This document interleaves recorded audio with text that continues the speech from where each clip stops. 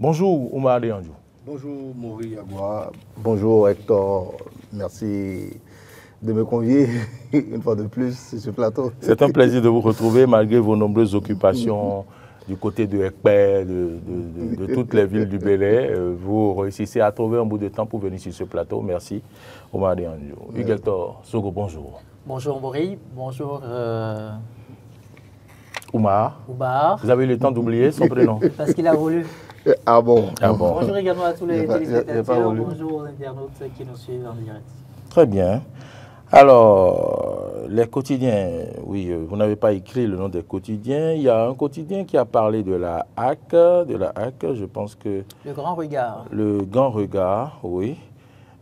Suspension des médias. Le quotidien précise, merci de nous afficher le Grand Regard, s'il vous plaît. Le Grand Regard, j'espère que c'est bien ça. Hein? Ouais. Le Grand Regard. Marcel Yado, vous prenez le contrôle, et puis on ira vite là. Hein? Bon, ok. Alors, le Grand Regard, il paraît que l'on nous parle de... Le défi va au-delà de la suspension des médias. Ouais. Le défi va au-delà de la suspension des médias. Régulation de la presse au Bénin. Alors, lorsque l'on lit ça à la une, quel défi est encore au-delà, peut encore être au-delà de la suspension des médias? Vous savez, le président Edouard Loko s'est retrouvé journaliste avant d'occuper les différentes fonctions politiques auxquelles il a accédé jusque-là. Et en tant que professionnel des médias, de par le passé, il ne peut pas admettre qu'une fois qu'il se retrouve à la tête de la plus grande institution qui travaille à la régulation des médias, qu'à la fin de son mandat, il ne puisse pas présenter un bilan assez plausible.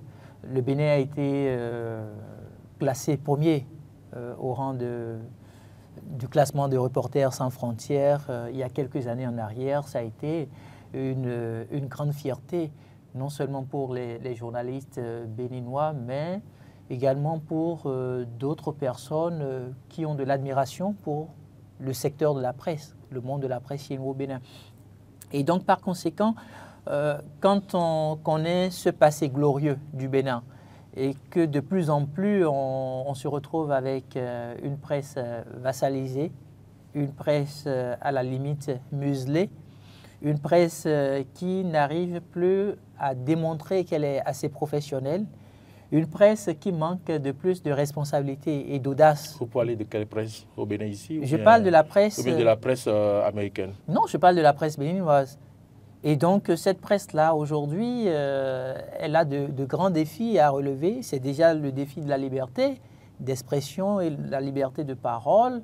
Il y a déjà le sens critique. Quand vous regardez aujourd'hui, par exemple, hein, la plupart des journaux, à travers la une, vous vous posez la question de savoir si les directeurs de publication se sont retrouvés peut-être dans la même salle de conférence pour sortir les titres. Et donc, c'est des questions aujourd'hui qui constituent une priorité, non seulement pour les organes de presse, mais aussi pour l'instance de régulation. C'est vrai que le président Edouard Loko se retrouve à la tête d'une institution qui doit réguler le secteur de la presse, mais il a aussi le devoir et l'obligation de pouvoir, le devoir et l'obligation morale de pouvoir accompagner les directeurs d'entreprises de presse pour que nous puissions avoir une presse responsable, une presse professionnelle, une presse digne.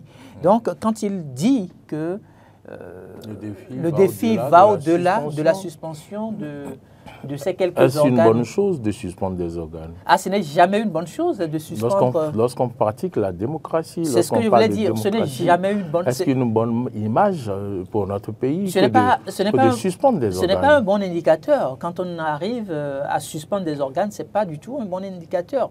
Mais parfois, il y a des réalités qui vous contraignent à pouvoir prendre votre responsabilité, à taper du poing sur la table pour que les mêmes dérives ne se répètent.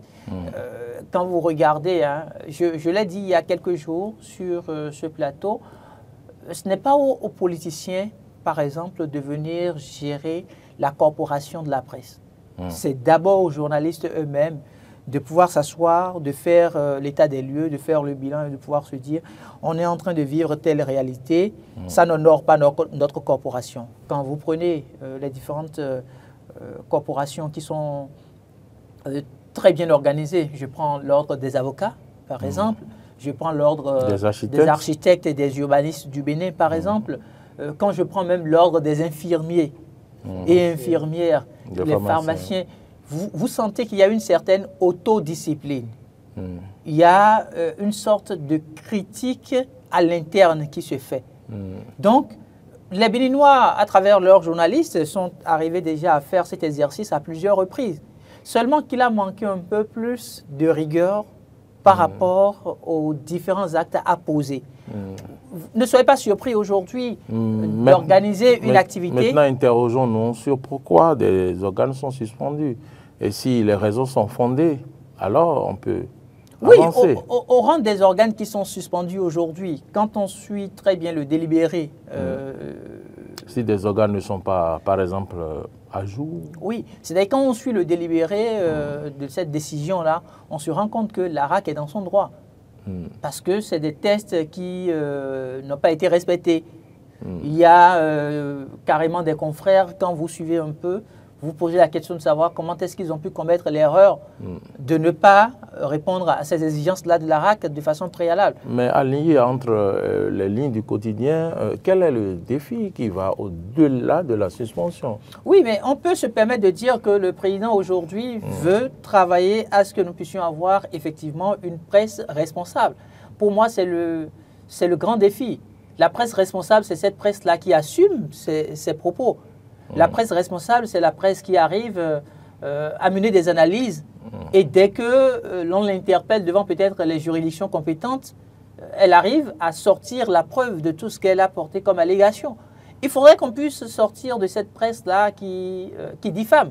Parce qu'au rang de ces organes-là qui ont été suspendus, il y en a malheureusement qui sont habitués, coutumiers des faits de diffamation. Une presse responsable et non une presse terrorisée.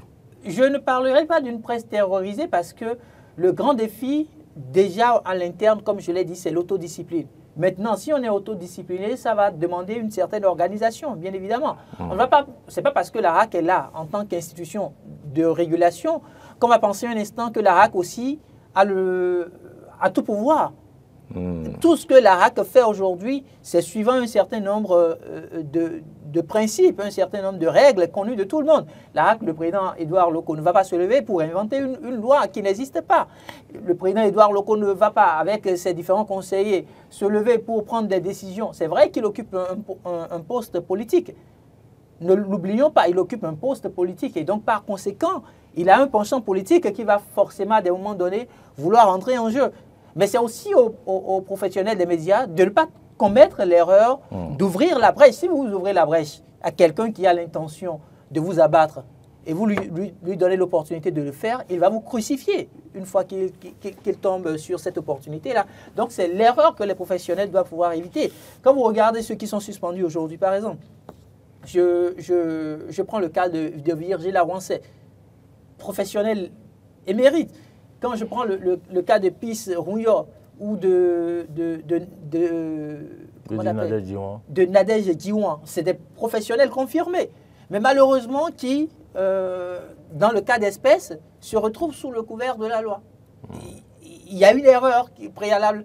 Et donc, cette erreur-là, elle est profitable aujourd'hui à l'ARAC. Alors qu'on aurait pu anticiper, ne pas tomber dans ces pièces-là. Si les gens sont dans la dynamique de pouvoir museler la presse, si les gens sont dans la dynamique de pouvoir dire oui, tel que vous travaillez, cette façon critique, on n'en a pas besoin dans le pays, vous prenez aussi vos dispositions. Donc c'est le défi de l'ARAC qui est d'avoir peut-être une presse responsable, recommande aussi que les journalistes en leur sein puissent relever un autre défi qui est de ne pas tomber banalement sous le couvert de la loi. À vous entendre, Oumar Dianjou, à entendre Huguetto Zogo, si la presse ou les médias étaient une locomotive, l'ARAC qui est en place, est dirigé par Edouard Loko, se doit de remettre la locomotive sur les rails. Est-ce que vous êtes de cet avis? Complètement de cet avis. Mais d'abord, première chose, hein, avant tout propos, moi j'aimerais qu'on analyse une petite phrase du président de la HAC. Entre-temps, il avait dit on va placer l'église au centre du village. Et beaucoup se disaient oh, c'est comme ça, on n'a pas compris. Mais là, il a dit on va placer le Legba au centre du village. Ça veut dire quoi? L'église. Il a encore dit ça? Oui, il a dit. Sur la télévision nationale, je suis. On va placer désormais. Est-ce que l'église est déjà placée au centre du village? Oui, peut-être que beaucoup n'ont pas compris l'explication des choses. Si c'est le Legba maintenant qu'il a dit, ça veut dire que l'église est déjà placée. Et maintenant, il faut placer le Tolegba. Voilà, c'est-à-dire que quand on a dit l'église, l'image n'a pas été peut-être très bien perçue par tout le monde. Donc il a dit désormais ça sera le Legba. Quand on a dit Tolegba là, vous avez perçu l'image? Voilà, ça doit être mieux perçu par tout le monde. Vous savez, l'église, on peut se repentir, on peut demander pardon, on peut se confesser et à la fin, on va dire, ok, comment on appelle, le pasteur a bien compris, on va prier pour toi et peut-être même que tu iras au paradis sans sanction, rien du tout. Mais le Tolegba ne le fait pas, hein. Est-ce que vous le savez? Lui, la sanction, c'est automatique. Oui, je vous l'apprends, si vous ne le savez pas. Le Tolegba, il sanctionne. La sanction est automatique, c'est immédiat. C'est-à-dire que si tu veux te purger, il faut d'abord accepter la sanction. C'est la première des choses. C'est 50 coups de chicotte, tu prends d'abord les 50 coups avant qu'on ne parle de quoi que ce soit. Et c'est là que tu t'es, comment on appelle, tu t'es repenti. Même si au regard de la société. Maintenant, apporte les coques, cela expliqué, tout ce qu'il faut pour les cela expliqué ainsi, ça veut dire quoi? À partir de maintenant, chacun de nous doit comprendre quoi? Que l'impéritie ne sera plus tolérée dans notre métier. Nous devons connaître notre travail comme cela se doit. Connaître tous les contours du travail que nous sommes en train de faire. Parce que disons-le clairement, parmi nous, il y a des gens qui font des choses aussi qui sont répréhensibles. Il faut le dire. La liberté d'expression, ce n'est pas l'anarchie. Il donne l'opportunité aux gens. À la haute autorité de l'audiovisuel et de la communication de les punir. Et elle a dans son rôle, la haute autorité de l'audiovisuel et de la communication. C'est son rôle. Elle n'est pas là pour caresser les journalistes dans le sens des poils. Bien au contraire, c'est de pouvoir dire aux gens, écoutez, vous n'avez pas respecté la règle à tel endroit. Parce que vous savez, le micro tendu, comment on appelle, la plume que vous prenez et que vous écrivez, c'est une arme. Ça peut sanctionner une personne. C'est très important. Il faut qu'on comprenne l'importance du travail que nous sommes en train de faire. Parce que la liberté d'expression, je le répète, ce n'est pas l'anarchie, c'est le respect des règles. Donc c'est un Tolegba viril qui est au centre du village. Qui est bien là. Le phallus est bien visible par tout le monde. Il faut le respecter désormais. Et c'est ça qu'il est en train de dire. C'est l'occasion pour nous aussi de nous remettre en question. Si on a cité des noms tout à l'heure, des gens qu'on connaît tous parmi nous, qui sont quand même des gens très connus, qui font le travail, ce n'est pas aujourd'hui, qui ont peut-être même 15 ans, 20 ans de Marcel métier. Zoumenou, vous ne l'avez pas cité. Qui aujourd'hui sont sanctionnés. Qui aujourd'hui sont sanctionnés. Il va falloir qu'on se pose des questions. Il va falloir qu'on se pose des questions en notre sein et réfléchir comment est-ce qu'on fait désormais nous-mêmes pour être conformes à ce que la HAC attend de nous. Je ne sais pas si vous comprenez. L'autorité, dans tous les cas, il a dit une phrase, la HAC ne va pas créer, ni son président ne créeront pas des nouveaux tests. Les tests sont là, à nous d'aller lire. Qu'est-ce que nous attendons de la HAC? Qu'est-ce que nous attendons de la HAC? C'est une erreur. Je l'ai toujours dit sur ce plateau. Je dis, la presse béninoise n'a rien à attendre de la HAC. Je l'ai dit à plusieurs reprises. C'est le régulateur. Il n'est pas là pour le développement il n'est pas là pour notre bien-être, non. C'est un contrôleur du travail que nous faisons. La HAC est là pour nous contrôler et nous devons l'assimiler. Ça, c'est essentiel. Tu fais mal, on te punira. Il n'y a pas la carotte. Il n'y a plus de rigueur. Il n'y a pas de carotte, c'est la chicotte seulement. Peut-être que la carotte, si vous voulez, peut-être d'autres institutions, voilà, on va réclamer. Moi, je l'ai dit à plusieurs reprises ici. Pourquoi est-ce qu'on ne nous ramène pas notre ministère de la Communication, peut-être comme avant, où voilà, on s'occupait vraiment de manière très spécifique des journalistes. Il y avait d'autres, je ne sais pas moi, d'autres départements administratifs qui s'occupaient d'un certain nombre de choses concernant la Est-ce que France, les le conditions développement. étaient améliorées à l'époque quand il y avait le ministère? Oui, Ceux qui ont fait je le ne dis pas- ministère je ne ont dis pas- réfléchi quand même. Je ne dis pas que les conditions étaient meilleures, mais regardez aujourd'hui les conditions dans lesquelles nous sommes. Le journaliste aujourd'hui, il est vu comme un va-nu-pied. Faites l'essai, prenez votre micro et allez dans les administrations. Vous voyez comment les gens vont vous regarder. C'est comme si vous... C'est-à-dire, voilà. Ça Donc, dépend de qui vous avez en face de vous. Voilà, mais enfin... Et c'est- Quel que et- soit, et je quel pense que que soit, c'est- quel que soit, En tout quel cas, que le soit- défi, c'est aussi d'assainir la profession. Exactement. Et c'est là où moi je suis d'accord aussi avec la HAC. C'est essentiel d'assainir cette profession. Je suis désolé de le dire ainsi. Il y a pas mal de personnes qui se sont retrouvées dans nos rangs, tout simplement parce que bon, ils n'ont pas trouvé mieux à faire ailleurs. Ils ont essayé tout ce qu'ils pouvaient et ils n'ont rien trouvé. Mais comme ils savent aligner sujet, verbe, complément, ils se sont dit bon, ok, comme ça là au moins j'essaie de... Non, c'est pas ça le journaliste. C'est pas uniquement aligner des sujets, verbe, complément. Non. Au-delà de ça, il y a beaucoup de règles dans notre métier. Il y a beaucoup d'éléments qu'il faut prendre en compte. Et tant qu'on ne les prendra pas en compte, c'est-à-dire qu'on se fera toujours punir. Parce que tous ceux qui sont aujourd'hui punis, suspendus, est-ce que ce qu'on leur reproche est vrai ou faux? C'est ça aussi le problème. On parle de comment on appelle de sites ou de médias non conformément enregistrés, ainsi de suite. Donc, il y a beaucoup de choses. Il faut prendre conscience du fait que désormais, on nous demande de marcher selon les règles. Et ça fait un moment qu'on nous le demande. Hein. Avec ce régime, on nous le demande il y a très longtemps. Et moi personnellement, je le dis tout le temps, je dis c'est le moment pour nous aussi, peut-être de nous asseoir, je ne sais pas, l'ODEM et toutes les autres organisations, qu'on se retrouve et qu'on en parle entre nous. Oui. Il ne faudrait pas qu'on trouve à chaque fois à redire sur nous notre travail. Maintenant, Hector a soulevé quelque chose qui, moi, me tient aussi à cœur. Quand on regarde la une des journaux, on a tous regardé ensemble, c'est comme si on s'est appelé, quoi. Allô, toi, tu parles de quoi aujourd'hui? Ok, d'accord, moi aussi, je vais mettre ça là. Et puis, ça dit que c'est comme si on n'a plus accès à l'information. Vous voyez un peu? C'est compliqué d'avoir accès à l'information aujourd'hui au Bénin. Donc, ça aussi, c'est quelque chose qu'on doit pouvoir voir. Donc, si on veut réguler, on est complètement d'accord qu'on veut réguler, mais qu'on nous laisse aussi faire le travail comme cela se doit. C'est tout ce que moi, j'aimerais dire. Tout à l'heure, vous avez posé la question de savoir est-ce que c'est bien de sanctionner comme ça dans un régime démocratique? C'est aussi une belle question à laquelle on doit quand même pouvoir répondre. La HAC, certes, est dans son rôle de régulation, mais la HAC doit aussi travailler à ce que nous ne puissions pas avoir tout le temps que de sanctions. Il faut qu'elle se mette dans une démarche pédagogique, sensibiliser davantage, former davantage. Parce qu'il y a la possibilité pour la HAC aujourd'hui de rechercher de financement au niveau des partenaires et de pouvoir former les journalistes qui sont au pays. Si les gens ne sont pas formés, s'ils ne sont pas conscients de la mission qui est la leur, ils ne vont pas davantage travailler, ils ne vont pas être professionnels dans leur rendement. Et mieux, on se retrouve quand même dans une période, on est en train de connaître une période assez sensible. Si vous lisez un peu la toile, vous voyez un peu ce que ça donne. Parce que la plupart de ceux-là qui aujourd'hui, à travers leurs organes, se retrouvent sous l'effet de la sanction, c'est des gens qui sont assez critiques. C'est des gens qui ne sont forcément pas d'accord avec tout ce qui se développe comme mode de gouvernance sous l'actuel régime.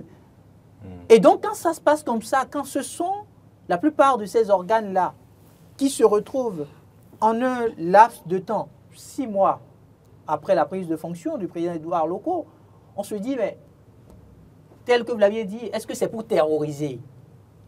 La question se pose. Est-ce qu'on donne ce signal-là pour terroriser? Il a parlé tout à l'heure de placer l'église au cœur du village. Placer le legba. Non, on est parti de l'église au cœur du village, qui est une très belle expression connue de tous. Legba viril. Alors, pourquoi revenir pour parler du legba? Non, on n'en a pas besoin. On n'a pas besoin de nous présenter, ma foi, ce tableau-là, avant que le journaliste ne sache effectivement ce qu'il a à faire. On veut placer l'église au cœur du village, c'est une réalité. Nous l'admettons. Oui, mais c'est l'image que nous avons aujourd'hui, malheureusement. Nous l'admettons, mais ce n'est pas pour autant qu'il faut aussi sortir des expressions. Non. En 6 mois, l'église est restée. On a placé l'église au centre du village. Non, on n'a pas. On a placé, mais vous n'avez pas. Vous ne venez pas à l'église. C'est vrai que. Maintenant, quand on va placer le voilà, vous allez comprendre. Non, c'est vrai que le président Édouard Loko, une fois qu'il a pris service, il s'est entouré des professionnels des médias qui ont fait leurs preuves. Avéré. Quand on retrouve ceux qui sont chargés de mission, quand on retrouve ceux qui se retrouvent au niveau du secrétariat général, c'est des professionnels des médias confirmés qui ont fait leur expérience. Et au-delà de notre pays, quand vous parcourez la sous-région ouest africaine, vous citez leur nom, tout de suite, on vous dira oui, c'est de très bons professionnels de médias qui ont travaillé au Bénin. Il n'y a pas ces institutions-là pour lesquelles la plupart ne se soient retrouvés pour donner de la consultation. Ça, c'est une très bonne chose. Mais quand vous faites ça, au-delà de ça, il faut quand même commencer par sensibiliser. C'est comme le président Talon qui disait... Ils l'ont fait, non? Le président l'a fait. Il a fait ses organes. Ils ont fait des démarches vers ses organes. Moi, je ne m'intéresse pas qu'aux organes aujourd'hui. Parce que ce qu'on est en train de dire là, il y a un regard de l'extérieur. Oui, mais je ne refuse pas. Oui. Vous avez suivi les tests qui ont été lus. Il y a eu des démarches. Il y a eu, je vais même dire, comment on le dit, une méthode qui a été utilisée. Et approcher tel organe, interpeller son directeur de publication, lui demander de venir donner des explications. Bon, certains directeurs n'ont répondu, d'autres non. Je vais vous permettez. Je vais vous dire une chose. Ils ont demandé à tel organe, vous n'êtes pas en règle, il faudrait... Maurice, je vais vous dire une chose. Bon, vous savez, aucun professionnel des médias aujourd'hui au Bénin n'a intérêt que la RAC qui est là puisse échouer. Aucun. Parce que celui qui est président de cette institution-là est un des nôtres. Si lui, il échoue, c'est qu'on n'aura plus jamais la chance de faire rêver cette profession. Et donc, par conséquent, au-delà de ce que la loi dit, on doit aussi trouver un mécanisme, même si c'est de façon informelle, pour faire passer un message. Ne me dites pas que ceux-là qui aujourd'hui... Ne me dites pas que ceux-là aujourd'hui qui ont été suspendus ou dont les organes ont été suspendus, on est allé à retirer de cartes de presse à des professionnels des médias, directeurs de publication, parce qu'effectivement, ils ont posé des actes répréhensibles. Je suis entièrement d'accord. Mais l'indice que nous vivons avec la démocratie, à partir de cet acte-là qui a été posé, en termes de liberté de presse, ce n'est pas bon pour notre pays. Oui, mais au nom de la démocratie, on ne peut pas donc laisser à tout va. C'est pourquoi je vous parlais de consultation non formelle. C'est des choses qui se passent. Et quand je regarde les acteurs qui entourent aujourd'hui le président de la RAC, en 30 secondes... Il ne peut pas venir sur la place publique et dire tout ce qu'ils ont fait. Non, mais écoutez, vous avez le sentiment que aujourd'hui, cette décision qui a été prise là, c'est une décision qui profite effectivement à la nation béninoise? Mais c'est une décision pour mettre de l'ordre dans le désordre. Ok, allons-y. On va écouter Ouma. Ouma, il y a un Béninois qui vit en Guinée équatoriale. Un instant, il y a un Béninois qui vit en Guinée équatoriale qui est en train de m'écrire et qui dit que Crystal News et tout ça, que ce sont des chaînes qu'ils suivent pour les éclairer. Pour les éclairer. Ils estiment qu'ils ne suivent plus certaines chaînes parce qu'ils n'ont plus la vérité. Voilà. Ce que moi j'aimerais dire d'abord, c'est que le fait de suspendre des chaînes, comment on appelle, des médias, n'est pas un bon indicateur, comme l'a dit Hector. C'est que quelque part, il y a problème. Oui, le problème n'est pas forcément... Voilà. Et le problème n'est pas forcément parce que on est contre la liberté d'expression. On est contre la liberté de presse. Le problème peut être aussi un manque de professionnalisme. Donc, moi, c'est tout ce que moi je veux, hein, qu'on prenne les deux cas, tous les deux. Que la HAC, à son niveau, se dise « Ah, comment je fais pour ne pas sanctionner trop dur au point d'empêcher les gens de faire leur travail ?» Et que le journaliste aussi se dise « Ah, comment est-ce que je travaille pour ne pas faire preuve comment on appelle, de non-professionnalisme Voilà les deux éléments qu'il faut prendre en compte.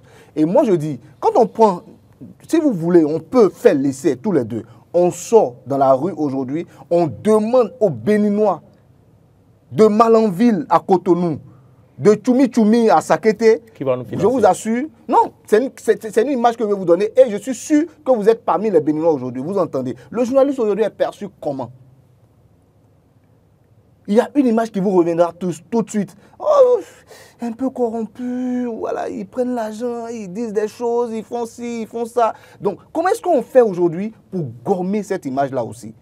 Parce que c'est l'image que nous avons donnée de nous-mêmes, que nos aînés ont donnée. C'est 1990, je le dis tout le temps, c'est le départ de tout. On dit on fait mal la politique chez nous. Moi, je l'ai dit à plusieurs reprises ici. On fait très mal la politique chez nous. Pour quelle raison? Parce qu'à un moment, on a été libéré du joug du marxisme-léninisme, on a retrouvé la liberté et on en a abusé, on a fait ce qu'on voulait à tort et à travers. Des dizaines et des dizaines de partis politiques ont été créés et tout le monde s'est improvisé, comme on appelle, chef de parti politique. Sur le plan politique, on fait ce reproche-là aux gens. C'est la même chose également au niveau du journalisme. Il faut le reconnaître à un moment. On a fait du n'importe quoi. Nos aînés n'étaient pas vraiment des journalistes, il faut le dire. Beaucoup parmi eux n'étaient pas des journalistes. Mais je mets n'importe qui parmi eux au défi de venir devant moi. C'était des hommes d'affaires. Oui. C'était des hommes d'affaires qui ne cherchaient, qui étaient pour la plupart attirés par la part du gain aussi. Et la preuve est là. Beaucoup aujourd'hui se sont transformés en hommes politiques. Beaucoup. Ça veut dire que c'est des gens qui au départ n'avaient aucun... Enfin, pour eux, le journaliste n'est pas un sacerdoce. C'est juste un petit tremplin pour eux, pour pouvoir se faire connaître et se lancer dans ce qui les intéresse. Et la preuve est là aujourd'hui. Ils peuvent me condamner, ils peuvent me dire tout. Nous sommes tous dans la même barque aujourd'hui.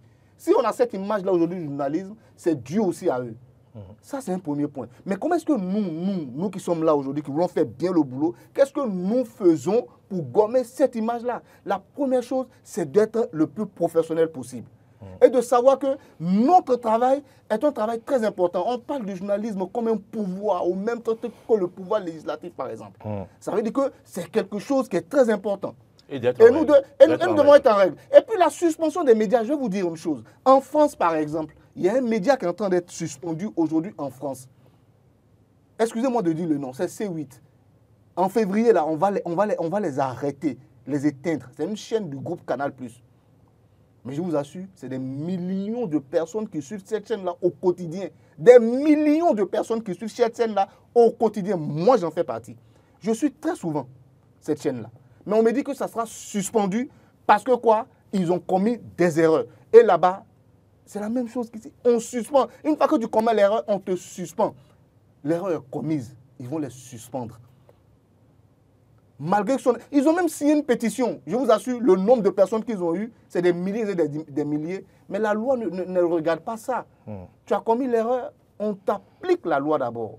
Et après, on verra. OK, comment est-ce que nous faisons à notre niveau pour ne plus commettre des erreurs? Dans notre métier, il faut le dire réellement, Hector a soulevé un point qui, moi, me semble essentiel. La HAC doit prendre en charge, comme par le passé, une bonne partie également de la formation des journalistes. Ce qu'on faisait par le passé, où on organisait des séminaires, des rencontres pour expliquer des pans de notre métier, pour expliquer comment on appelle, des règles. Parce qu'aujourd'hui, beaucoup d'entre nous, je le dis et je le répète, il y a peut-être quelques mauvais grains parmi nous. Et quand je parle de mauvais grains, je ne dis pas que ceux qui sont sanctionnés sont des mauvais journalistes. Je le dis clairement, parmi eux, il y a des gens qui sont... des professionnels chevronnés. Et je peux citer des noms. Marcel Zoumenou n'est pas n'importe qui. C'est un journaliste que tout le monde connaît. On sait qui il est. On connaît sa compétence. Mais il a été sanctionné aujourd'hui. Il va falloir qu'on se pose des questions. Comment est-ce qu'on fait? Et après avoir posé des questions, maintenant, comment est-ce qu'on fait aussi pour écarter quelques mauvais grains qui sont parmi nous? C'est essentiel aussi. Et c'est là où je disais tantôt, j'en appelle aujourd'hui à tous ces organes-là d'autorégulation que nous sommes créés nous-mêmes journalistes. C'est vrai que ce sont nos aînés qui l'ont fait. Mais aujourd'hui, tous ces organes-là sont passés où? Toutes ces instances-là sont passées où? C'est le moment de monter au créneau, de nous réunir à nouveau, de temps en temps, peut-être plus de temps en temps, de manière plus régulière, parce que c'est désormais le LEGBA qui est au centre du village. Réunir de plus en plus pour que nous puissions comprendre un peu plus notre travail. C'est important. on perd de vue l'importance de ce que nous faisons. Parce qu'aujourd'hui, le journaliste aujourd'hui devient de plus en plus partisan aussi. Moi, je voudrais quand même Il faut le rebondir. reconnaître. Beaucoup deviennent partisans. Si vous ne le reconnaissez pas, c'est que vous... On devient partisan. On va Des finir gens avec qui- ce sujet. Hein. On ne va pas des passer gens tout qui, le temps. à longueur de journée- On va passer tout le temps sur ce sujet. Oui, c'est vrai. Même Le rôle- si, le rôle- même si, il y a Juste il y a une un dernière téléspectateur qui demande ici, est-ce que c'est parce que on est légalement enregistré, qu'on peut écrire n'importe quoi et que, Voilà, et c'est- que quand c'est les qu'on parle d'organes, est-ce que par exemple le Béninois libéré aussi, c'est aussi du journalisme qu'ils font. Voilà. Donc je ne vous demande pas de répondre Moi, à la je ne question. réponds pas forcément, oui, C'est mais- quelqu'un oui. qui observe l'environnement Moi, j'ai dit ce que- journalistique. moi, j'ai et à dit ce que- plusieurs j'ai reprises, dit- on a vu J'ai dit ce que des j'ai à titres dire. ici. Oui. Bon, Et j'ai on dit peut- ce que on j'ai peut à dire. voir le titre de Hector Béninois Palette, libéré. j'ai Bon, dit- aujourd'hui, j'ai ça dit- peut. j'ai On dit- a on peut vu- le on avait présenter vu- ça. on avait vu des J'ai dit- titres, j'ai mais dit- Oui, on ils peut- ne parlent pas forcément d'aujourd'hui. Oui, mais ben, on peut, Vous venez on peut quand même présenter déjà l'exemple l'avant du non, téléspectateur non. qui vous a écrit tout à l'heure sur Oui. les réseaux sociaux, avec l'exemple du téléspectateur qui vient de vous écrire, il vient de corroborer ce que je dis. Je dis il y a des gens aujourd'hui qui sont partisans. Journalistes partisans, c'est interdit. Ce n'est pas du journalisme. Donc, c'est des choses que nous devons réfléchir On doit corriger et tout ça. penser. Penser, P-A-N. Penser, c'est-à-dire soigner. C'est important pour nous. Parce que vous savez, je comprends un peu le comment on appelle l'inquiétude Vous de la avez dit quoi? Non, Penser une- PAN. Ça fait P-A-N-S, pas. oui. Il faut tout dire. Penser- Penser PAN. Il n'y a pas penser PAN. Quand vous dites penser PAN. P-A-N-S-E-R, soigner, c'est ce que je veux Donc, dire. Parce oui. qu'il y a le penser P-E-N Oh, ça qui vous l'avez dit pas. est seulement la réfléchi. réflexion. Oui. Voilà. Ce que je veux dire, c'est quoi? C'est qu'aujourd'hui, moi, je comprends plus ou moins l'inquiétude aussi de la hack. Regardez un peu ce qui se passe sur comment on appelle, sur Internet. Et quand je parle d'Internet, c'est les réseaux sociaux. Non, c'est juste une phrase. Regardez bien ce qui se passe aujourd'hui. Sur le plan social, sur le plan de comment on appelle, des vertus, des vertus, comment on appelle, de la sexualité, ce que nous voyons tout le temps. Imaginez si on se permet de laisser aller également dans ce qui est encore plus sensible, qu'est, comment on appelle, et le fait de relayer des informations importantes. Non, à un savez, moment, il il y faut a- qu'on régule, il faut qu'on sache qui fait quoi, quels sont les moyens que nous devons avoir pour pouvoir faire quoi que ce soit sur Internet, qu'est-ce que nous devons avoir comme papier sur le plan légal pour pouvoir exercer tel ou tel métier sur Internet. Internet, c'est tout un monde également aujourd'hui. Oui. Donc, que la hack Moi, continue. non, je Comme ne ça. dis pas que la hack continue, mais qu'il vulgarise un peu Même plus si les vous dites choses. ça, vous avez peur Que nous- vous avez peur de dire à la hack de continuer comme ça? Non, ou non, bien- je suis journaliste. Je ne peux pas dire à quelqu'un de continuer de venir, de commencer La à hack n'est pas sanctionner. quelqu'un, c'est Non. une institution. Oui, mais à une institution de venir sanctionner comme ça. Non, à je ne tout parle moment. pas de la moi, je sanction. suis- Je je dis, suis- est-ce que vous demandez à la hack de tenir bon et de continuer par assainir la profession? C'est tout ce que je demande. Non, moi, je dirais plutôt à la hack, plutôt que de sanctionner tout le temps, d'essayer aussi peut-être de temps en temps de tirer la sonnette d'alarme. Et pourquoi pas peut-être même mettre à disposition des journalistes tout ce qu'il faut comme information pour pouvoir mieux faire encore. C'est tout ce que moi je demande. D'accord. Moi, je voudrais quand même... Pour finir, docteur Sogo. Oui, pour finir, deux aspects fondamentaux. Le premier aspect, c'est la hack qui délivre la carte de presse. C'est la hack qui délivre la carte de presse. Comment est-ce que la hack qui délivre la carte de presse arrive à faire le tri pour délivrer effectivement cette carte professionnelle-là à ceux qui méritent de pouvoir l'obtenir? Ça, c'est un grand défi. Oui, ça c'est vrai. Ça, c'est un grand défi. C'est un travail. C'est un travail à faire par la hack. Exactement. Et je pense que dès que la hack de droits locaux s'est installée, Oui. c'est ce travail qui a commencé. Vous avez vu qu'il y a eu quelqu'un qui a été, celui qui a été nommé Ouais. et responsable au niveau de la carte de presse. Évidemment. Donc, il y a ce défi-là. Donc, on voit une volonté de faire ce travail-là. Et cette volonté, je pense que il revient à chaque professionnel, surtout ceux qui sont les chefs d'entreprise de presse, d'accompagner la hack dans ce processus-là. Parce qu'en le faisant, ça permet assez vite, en un temps record, d'extirper, comme on dit là, les brebis galeuses. Parce que le grand défi aujourd'hui pour la hack, c'est ça. C'est de pouvoir assainir le milieu. Mais en voulant assainir le milieu,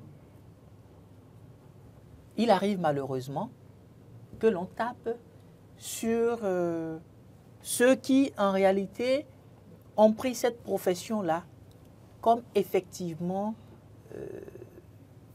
je vais dire... Vous ne voulez pas redire profession? Non, je ne veux pas parler de profession, mais c'est-à-dire qu'ils s'investissent corps et âme pour démontrer qu'effectivement, cette profession reste ce qu'ils ont de plus cher. Donc, il y a plusieurs noms qu'on a cités, mais ce n'est pas les seuls qui ont été, par exemple, sanctionnés. Pourquoi on n'a pas cité les autres? Non, on ne peut pas citer tout le monde. Non! On ne veut pas citer tout le monde. Non, ce n'est pas parce qu'on n'est pas forcément c'est pas parce qu'on ne veut pas citer tout le monde. Ça, il faut le reconnaître. C'est pas parce qu'on ne veut Moi, pas c'est parce que je ne veux pas citer tout le monde. Non, de toutes les façons, moi, par exemple, je n'ai pas cité certains parce que je considère que la sanction qui est tombée aujourd'hui, elle était une sanction tant attendue. D'accord. Et donc, c'est pour dire que, au-delà de tout ce qu'on peut reprocher, au-delà de l'environnement auquel on se retrouve confronté aujourd'hui, il y a aussi au sein de ceux-là qui ont été sanctionnés, des gens qui méritaient d'être sanctionnés. Très bien. Alors, la deuxième chose, puisqu'il y a parlé de deux choses, on va finir. Je voudrais quand même rappeler,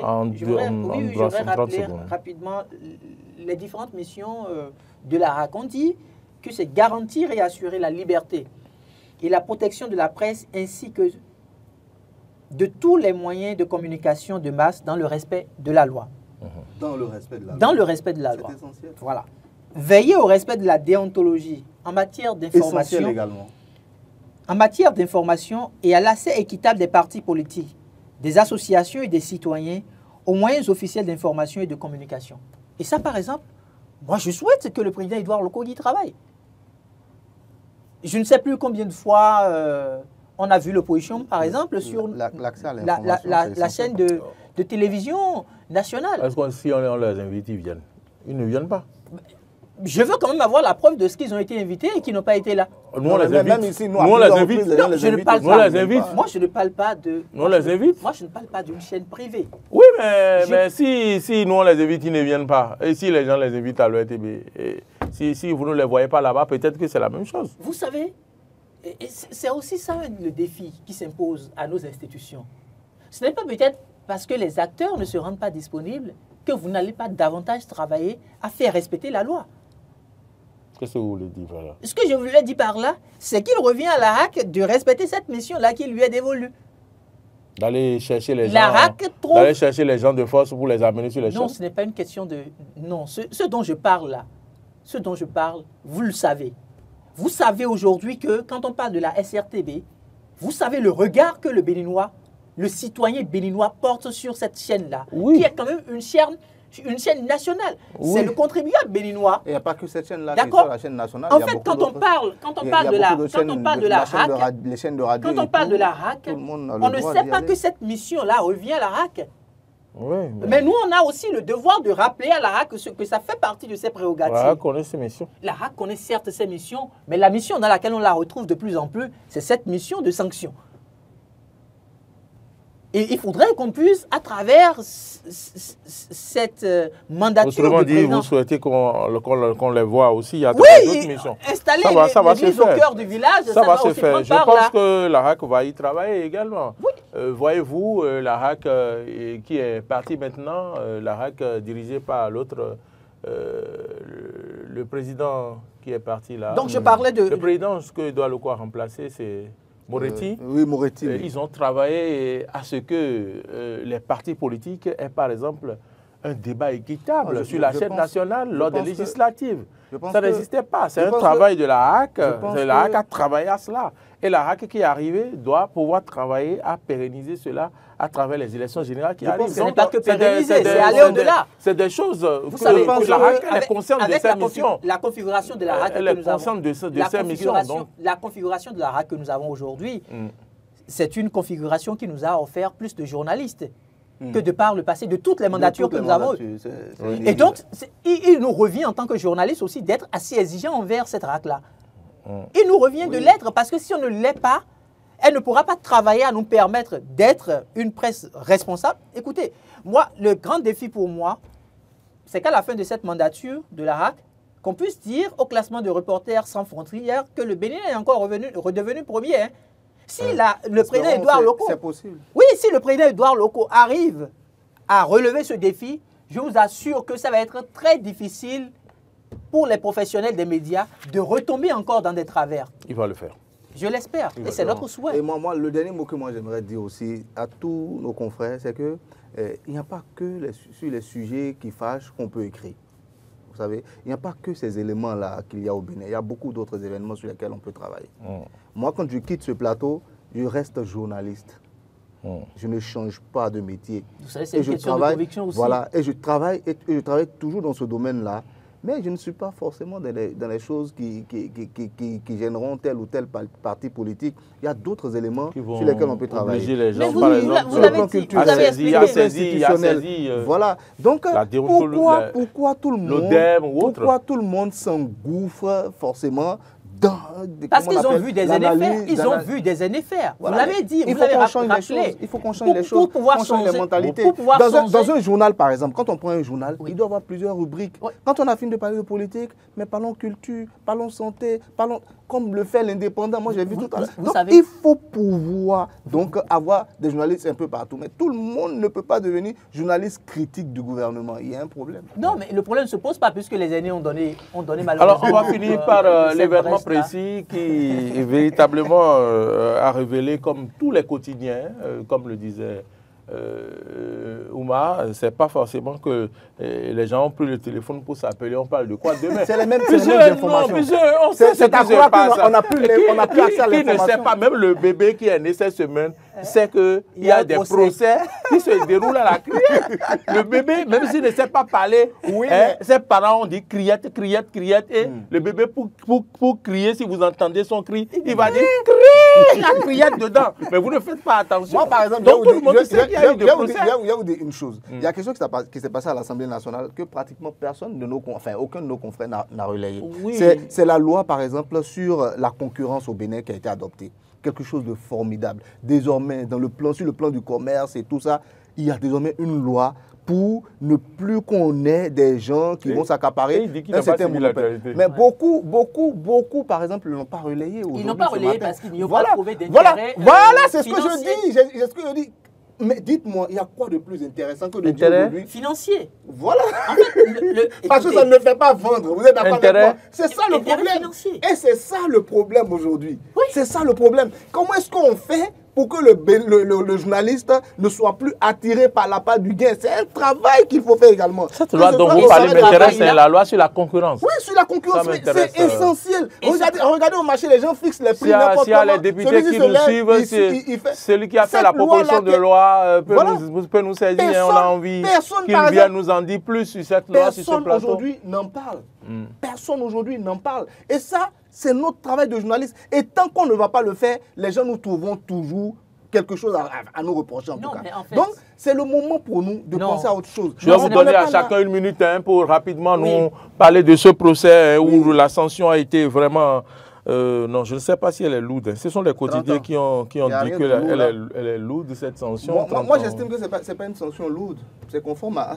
D'abord même... Lourde sanction, avec Adon Anon et Salano. Ça, c'est le confrère. 30 ans de réclusion criminelle. C'est le confrère. Moi, je dis les crimes qui doivent être les plus punis sous nos cieux en Afrique ici, ça doit être les crimes économiques. C'est ça. Je vous assure. Le voleur de moto, pour moi, on peut même lui donner 6 mois avec tout ce qui va comme accompagnement dans la prison, pendant sa réclusion, tout ce qu'on peut lui apprendre pour lui faire changer de mentalité et tout. Même 6 mois, ça suffit pour faire changer celui-là. On va faire travailler les prisonniers aussi. On va faire travailler les prisonniers aussi. Attendez, toi qui as étudié, peut-être pendant 7 ans minimum, et qu'on te place à un haut poste, et pendant toute ta formation, on t'a appris l'orthodoxie financière. On t'a appris, on t'a dit, pendant plus de 7 ans, on t'a dit que l'argent que tu utilises, l'argent qui passe sous tes mains ne t'appartient pas. C'est l'argent du peuple, c'est l'argent du contribuable, c'est l'argent des Béninois, c'est l'argent de l'État. On n'y touche pas. On te l'a dit. Mais malgré ça, tu le prends allègrement, tu en fais ce que tu veux. Et ça continue dans nos administrations. Les gens le font tout le temps. Si on en arrive à attraper 1 ou 2, et vous dites qu'on ne va pas les sanctionner, il faut les sanctionner de la manière la plus lourde possible. Et puis ceux-là, aujourd'hui, mais que la sanction est prononcée, on peut s'exprimer sans se gêner. C'est lorsque le procès est en cours qu'on peut se dire, ah attention, on ne sait pas ce que la justice dira. Maintenant qu'ils sont condamnés, moi je pense qu'on peut le dire. 1, ils ont pris les sous et se sont enfuis. Et ce qui me réjouit le plus, vous savez, c'est quoi? C'est le fait qu'on ait puni son féticheur aussi. Voilà des gens qui induisent pas mal de personnes en erreur. De temps en temps, il faut qu'on les prenne. Pourquoi vous pensez que c'est le féticheur qui Oui, mais c'est vrai, peut-être, attendez. Qui vous dit que... C'est moi qui pose les questions ici. Non, attendez encore. Peut-être que l'idée vient du sieur Carlos qui s'est dit, écoutez, moi, tous ces milliards qui passent régulièrement, il faut que je prenne ma part. Mais il s'est dit, si je prends, on va m'attraper. Mais le féticheur l'a rassuré quelque part. Il lui a dit, ben, écoutez, voilà tel talisman. Prenez-le. Voilà telle feuille, lavez-le, voilà telle chose, il faut faire. Donc, il a contribué également à ce vol-là. Et moi, je suis très, très heureux qu'on l'ait sanctionné également. Moi, c'est quelque chose qui me... Moi, je dis les crimes économiques, depuis toujours, hein, moi, je l'ai toujours dit, les crimes économiques, quand on les sanctionne avec une telle rigueur, ça me réjouit énormément. Parce que c'est les choses les plus faciles à faire. Et ça se fait allègrement, les gens ne font pas attention, chacun prend sa part et puis c'est fini. Et c'est devenu même une règle. On rentre même en politique spécialement pour ça, parce qu'on est sûr que quand je serai là-bas, là, moi aussi je vais prendre ma part. Moi aussi, le fils d'agriculteur devient milliardaire en 2 ans. Le fils de, je ne sais pas moi, de réparateur dans le quartier qui a réussi à avoir un poste devient milliardaire en moins de 6 mois. Et personne ne se pose des questions. Alors que sous d'autres cieux, dès l'instant où tu montes au pouvoir, on fait un inventaire de tout ce que tu as comme bien. Et quand tu descends, on refait encore l'inventaire pour savoir qu'est-ce que tu as pris, qu'est-ce que tu n'as pas pris. Ça ne t'appartient pas. L'argent de l'État ne t'appartient pas. Ce qui te revient pour le travail que tu as fait, on t'a déjà payé pour ça. Donc, contente-toi de ça et fais le travail qui est le tien. Tu veux gagner de l'argent, va être entrepreneur, ils sont pleins. Entreprends. Ça permet de gagner de l'argent. Mais on ne vient pas dans les administrations pour devenir riche. Merci, et ça, Omar. il faut continuer à le dire, à le marteler pour que les gens le comprennent. Parce que ça continue la corruption, ça continue les dessous de table. C'est malheureux. Merci, Omar. Je me tourne vers vous, Hugues Hector Zogo. Je ne sais pas si vous 30 ans de prison, mais ils vont apprendre un métier parce qu'ils vont travailler. Non, moi, ce volet ne m'intéresse pas encore. Au dernier conseil ministre, va les occuper. Ce volet ils ne seront pas oisifs. Hein. Ce volet ne m'intéresse pas encore. Même s'ils apprenaient quelque chose. Qu'est-ce qui vous intéresse? 30 ans plus leur âge. Qu'est-ce qui vous intéresse? Je voudrais quand même m'intéresser au statut du féticheur. Il était journaliste. Oui, c'est dont on parle. Vous comprenez maintenant? Il était journaliste. Vous parlez de quoi? Mais c'est vrai. Le féticheur de Carlos, il était journaliste. Dans quel organe? Je ne sais pas dans quel organe il était. Mais devant les juges lui-même, il a pris la parole. Donc c'est de ça que vous parlez. Quand on lui a posé la question. On parle de toutes ces choses-là. Quand on lui a posé la question. Tous les arrivistes qu'il y a dans le métier, il faut à un moment les enlever. Et puis, il y a un mot que les gens disent très souvent, j'ai été formé sur le tas, ça m'énerve quand on dit ça. On a tous, moi personnellement là, je vais vous dire une chose, hein, je n'ai peut-être pas encore, je dis bien encore, été dans une école de journalisme. Mais je vais vous dire une chose, il n'y a pas ce livre de journalisme que moi je n'ai pas lu. Hein. Et c'est ça qui manque. Il faut que chacun aille lire des livres. Faut que, dans le secteur dans lequel tu veux te spécialiser, lis énormément dedans. C'est essentiel. Tu veux faire des analyses politiques pour venir insulter, critiquer pour critiquer. Non. Un analyse politique, c'est d'abord celui qui relaie d'abord les faits. Il faut relayer d'abord les faits. Fais un vrai récit de ce que tu as vu et de ce que tu n'as pas vu. Il faut dire que tu n'as pas vu. C'est la première des choses. Je vous arrache la parole. Hein? Oumar, vous avez la parole. Moi, je ne sais pas. Oumar, c'était lui. Et vous avez la parole. Non, mais l'histoire de journaliste féticheur fait perdre le noir. Voilà. Au grand Maury, c'est compliqué. En fait, voyez-vous, une affaire de 4 milliards. 4 milliards. Ou encore à la DGI. Avec tout ce qu'il y a eu comme réforme au niveau de la DGI, que lui, il ait pris le risque de dilapider 4 milliards de nos francs CFA et de concert avec qui? Un fétichiste. Ça, ma foi, c'est comme si les cadres, à des moments donnés, quand on leur confie des postes de responsabilité, c'est qu'ils ne sont pas conscients de la mission qu'on leur a confiée. Parce que quand j'ai appris la chose, j'ai pris du recul, j'ai analysé, je me dis, mais qu'est-ce qui a pu le prendre? 4 milliards, on parle de 4 milliards de francs CFA. Qu'est-ce qui lui est passé par la tête? Regardez son âge, la quarantaine. Qui se permet de toucher à l'argent du contribuable? Et quand vous regardez les déclarations faites par le féticheur qui l'a accompagné dans le processus, c'est tel nombre de millions sur tel compte bancaire, 200 millions par-ci, 300 millions par-là. Ce n'est pas bien. Ce n'est pas bien. Et je trouve qu'aujourd'hui, c'est notre justice que nous allons féliciter. Nous allons féliciter la justice parce que c'est rare parfois pour nous de le faire.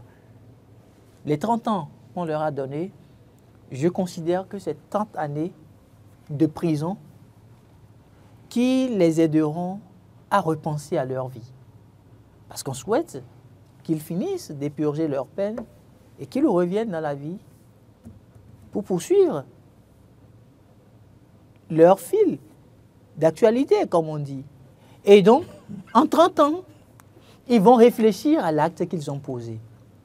En 30 ans, ceux qui sont leurs collègues et qui se retrouvent aujourd'hui au niveau de la DGI vont repenser à la mission qui est la leur. Parce que quand vous voyez un qui a commis l'acte et la sanction qui suit, si vous êtes aussi tenté parfois, il y a le bon sens que vous dites, mais attention, telle personne, veux-tu vivre son sort? Donc pour moi, même cette, comment on dit, c'est une belle occasion pour sortir des ouvrages. On doit pouvoir sortir des ouvrages sur ce genre de situation-là et démontrer que dès que vous êtes un amoureux du gain facile, voilà en fait la conséquence. Là maintenant, il a non seulement renié sa famille, mais il a mis en difficulté sa femme, ses enfants. Et désormais, la société, le regard que la société portera sur la femme et les enfants, non seulement de cet ancien régisseur, mais aussi de ce féticheur-là, vous mesurez un peu ce que ça représente comme poids que ces individus innocents là vont porter. Donc pour moi, la justice a posé un acte formidable, 30 ans, et pendant 30 ans, ils auront la chance de voir s'il était vraiment opportun, important pour eux, d'avoir touché à 1 centime appartenant à l'État béninois. Merci Hugues Hector Zogo, merci Oumar. Allez,